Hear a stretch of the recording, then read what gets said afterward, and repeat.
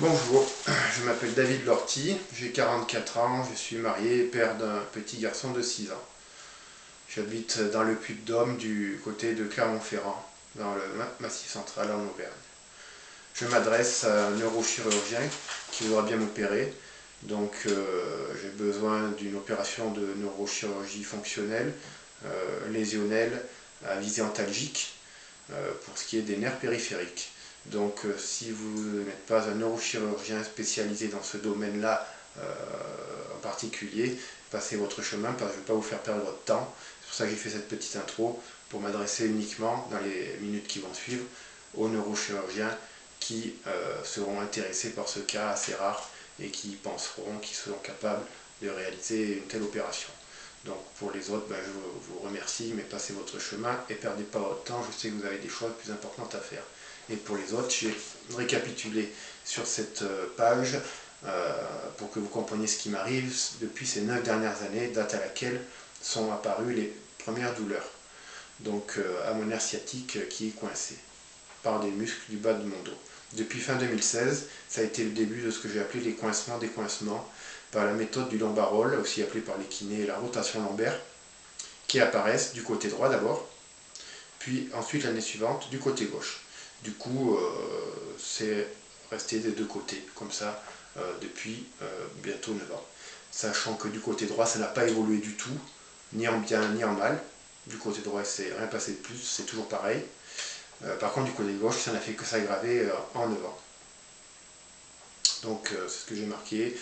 Ensuite, augmentation des douleurs énormément à gauche, contrairement à droite où il n'y a eu aucun changement. Et augmentation surtout du nombre de craques, comme j'ai appelé, ou nombre de muscles coincés que j'entends se décoincer en faisant la manœuvre du lombarol. Ça n'a fait qu'augmenter au fil du temps. Donc peut-être qu'il y a eu de plus en plus de muscles qui ont été sollicités. Pendant les 4 premières années, tout du moins. Et j'ai vu un nombre important de médecins rhumatologues et spécialisés dans la médecine physique et réadaptation fonctionnelle, ainsi qu'un nombre très important de kinés, d'ostéopathes divers, tous pris au dépourvu de ce qui m'arrivait et qui me demandaient de trouver un spécialiste sans savoir qui ni où chercher. En 2020, ça a été le début de la prise en charge par le centre antidouleur du CHU de Clermont, près de chez moi. On a tout testé, mais il n'y a eu aucune amélioration. Le test, la mésoperfusion, j'avais aussi fait un point profond, j'avais aussi fait de mon côté la mésothérapie qui avait rien donné. On a fait l'hypnose, la sophrologie, la rééduque en centre, mais aussi auto-rééduque chez moi. J'ai fait des kinés, on a fait une infiltration sacroiliaque gauche qui a été sans effet. Pour dire, j'ai été coincé pendant toute la procédure qui a duré une vingtaine de minutes de torture. Je suis allé coincer. L'articulation sacroiliaque a été tellement fermée que le trocar ne passait même pas. Je pense que tout le produit s'est diffusé autour et c'était tellement serré et coincé que j'ai souffert le martyre, surtout en voulant foncer l'aiguille. Donc c'était une très mauvaise expérience. J'ai essayé le dry needling avec électricité, ça n'a eu aucun effet non plus. On a fait plein d'IRM et de scans qui ont montré qu'il n'y avait aucune hernie discale et qu'il n'y avait rien de coincé. Ça ne montre pas le coincement du nerf sciatique, les IRM et les scans en tout cas, dans mon cas de figure. Et on a fait un EMG l'année dernière en point profond avec les aiguilles qui n'a rien montré d'anormal. On a essayé d'antidépresseurs à visée antalgique comme Cymbalta, Gabapentine, Laroxyl, Lyrica, etc. mais aucun effet bénéfique car chute de tension massive au bout d'une semaine généralement et une amélioration de la tension dès que j'ai arrêté ces médicaments. Il faut dire que de toute façon, ils ne me procuraient aucun soulagement. Les douleurs ont fait qu'augmenter, si bien que c'était devenu impossible de dormir correctement la nuit. Et ça a été le début de la prise d'antidouleurs très fort. On est passé de la codéine au tramadol, au Skenan, puis à l'oxycodone, au centre antidouleur, et au fentanyl, à l'Abstral. Donc, d'après leurs données, je fais partie des 5% de la population qui s'accoutume très vite aux psychotropes, si bien qu'on est obligé d'augmenter les doses pour avoir le même effet antidouleur. Dans mon cas, il n'y a pas de dose de confort, mais plutôt une dose minimale efficace, car si j'augmente cette dose, je vomis, et puis de toute façon, je suis très constipé à cause des morphiniques. Du coup, on peut dire que je passe de 10 sur 10 au stade de l'échelle de la douleur lorsque c'est coincé, à 8 sur 10 grâce aux antidouleurs lorsque c'est coincé. Et si j'arrive à me décoincer grâce à la méthode du lombarol, alors là j'ai presque plus mal, mais ça dure jamais très longtemps, car ça se recoince rapidement au bout de 3 quarts d'heure, 1 heure, grand maximum. C'est comme si vous avez les doigts coincés dans une porte, antidouleur ou pas, dès qu'on vous décoince, forcément vous ne souffrez plus. Voilà. Ça a été aussi la prise de somnifères depuis tout ce temps, auquel je me suis rapidement habitué et qu'il a fallu augmenter les doses, donc Stilnox et Rivotril en comprimé, que je prends en dose très importante aujourd'hui pour pouvoir dormir quelques heures d'affilée, car ça se recoince la nuit dès que je me tourne dans mon lit, et impossible de se rendormir si j'utilise pas la manœuvre pour me décoincer la nuit. En 2024, ça a été l'arrêt de la part commune du CHU et de moi-même du centre antidouleur de Clermont-Ferrand, et début la prise en charge avec celui du CETD d'Issoire.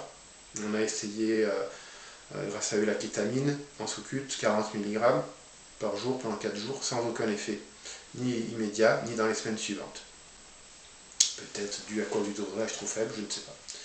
Fin 2024, tentative de suicide due uniquement à la douleur qui n'a fait qu'augmenter, et aux tentatives de décoincement nécessaires, puisque j'en suis quand même à 10 tentatives de décoincement de lombarol, à 10 lombarol par jour, donc jour plus nuit, à 10 c'est énorme, c'est épuisant. Donc voilà, j'ai essayé de me tuer il y a un peu plus d'1 an, parce que je ne pouvais plus supporter la douleur.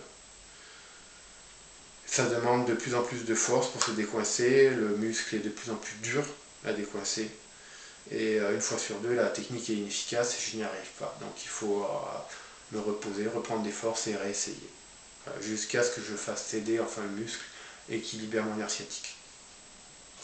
Avril 2025, j'ai subi une ténotomie du piriforme gauche à Lyon, dans une clinique, après avoir vu 6 chirurgiens orthopédiques qui avaient tous refusé de m'opérer.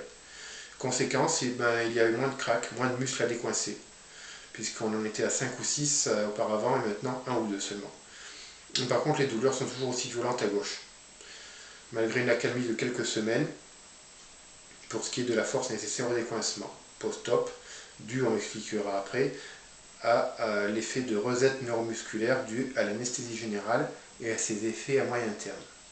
Mais en fait, c'était coincé à 2 endroits, non seulement au niveau du piriforme, mais aussi au niveau de la sacro-iliaque gauche. Et maintenant qu'on a éliminé le piriforme, il reste quand même la sacro-iliaque, et j'ai toujours aussi mal après l'opération qu'avant, parce que c'est là que ça coincé le plus en fait. Voilà. Et donc après l'opération, j'ai fait la rééduque avec un kiné ostéopathe qui m'a expliqué, comme le chirurgien orthopédique qui m'a opéré d'ailleurs, que le piriforme coinçait bien le nerf sciatique, mais c'était pas lui qui serrait le plus. Mais un autre muscle plus gros, situé plus haut dans le dos, dans la région lombaire, peut-être le carré des lombes. Mais du coup, j'ai absolument besoin d'une nouvelle intervention, et là cette fois-ci, ça sera un neurochirurgien et non pas un chirurgien orthopédique, car c'est pas situé dans sa zone de travail. Donc j'aurais besoin d'une nouvelle ténotomie ou alors d'une neurotomie à visée antalgique. Neurotomie du carré des lombes peut-être, je ne sais pas.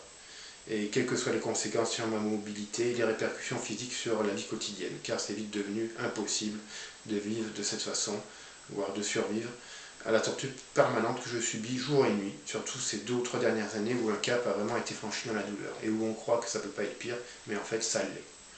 Donc je vais localiser le blocage à gauche entre la sacro-iliaque gauche et la colonne. Mais c'est difficile de savoir exactement quel est le dernier muscle en cause. Je penche pour le carré des lombes. J'accepterai toute solution à visée antalgique. J'ai cherché sur internet et trouvé des interventions comme rhizolyse sciatique, neurolyse sciatique ou neurotomie sciatique. À l'étranger, si c'est illégal en France, je m'en fiche. S'il faut aller en Suisse ou en Belgique. S'il faut subir une paralysie de la jambe gauche, je m'en fiche aussi. S'il faut porter un corset à vie à cause d'une ténotomie trop importante, c'est pas grave. Fauteuil roulant aussi, je m'en fiche. Je vais ignorer toutes les décharges, c'est pas un problème. Tout ce que je veux, c'est vivre sans souffrir. Bien sûr, arriver à un stade où je ne peux plus supporter la douleur et continuer à vivre avec les antalgiques aux doses que je prends. Si on trouve une opération curative supprimant les blocages, comme l'allongement des tendons des muscles en question, ou une drésotomie microchirurgicale ou autre, neurochir de la douleur, pourquoi pas. En été 2025, je constate seulement maintenant que l'opération a été finalement inutile du point de vue des douleurs, car même si je n'ai plus le piriforme débloqué, c'était pas lui qui bloquait le plus, c'était un muscle situé un peu plus haut. Les blocages sont de toute façon aussi nombreux qu'avant, et du coup des blocages forcément aussi fréquents qu'avant, pour lutter contre la douleur en prenant le moins souvent de morphinique. J'en prends qu'une fois par jour, tous les jours. Une fois, voire parfois 2 fois par jour, quand je ne peux pas faire autrement. Et une fois bloqué, la douleur est aussi insupportable qu'avant l'opération. Le décoincement est toujours aussi dur et il nécessite de plus en plus de force pour faire céder le muscle coincé en question, si bien que j'ai besoin de toute la force de ma femme qui m'aide à me décoincer. J'ai découvert, en fin 2025, ce qu'on appelle le syndrome myofascial du muscle du carré des lombes, avec la nécessité de libérer le nerf sciatique gauche de la compression du tissu facial transformé en adhérence au fil des années, car je n'ai pas été soigné pour ça, autour du nerf sciatique, lorsque le carré des lombes se contracte. Et je pense que mon problème vient de là. Donc si vous pensez pouvoir m'opérer d'une neurotomie du carré des lombes pour l'empêcher de se contracter, voire d'une ténotomie du carré des lombes pour l'empêcher d'appuyer sur mon nerf sciatique, voire d'enlever les adhérences qui sont peut-être emmêlées dans le tissu myofascial qui entoure le nerf sciatique dans la région lombaire vers l'articulation sacro-iliaque, eh bien je suis partant. Donc qui que vous soyez, si vous voyez cette vidéo, si vous êtes un neurochirurgien spécialisé là-dedans, quelque part, en France, Belgique, Suisse, eh bien contactez-moi. Il y a mon email en bas de la vidéo. Et envoyez-moi un mail, on prendra contact et j'aimerais vous consulter. Merci infiniment d'avoir pris quelques minutes de votre temps pour voir cette vidéo. Merci, au revoir.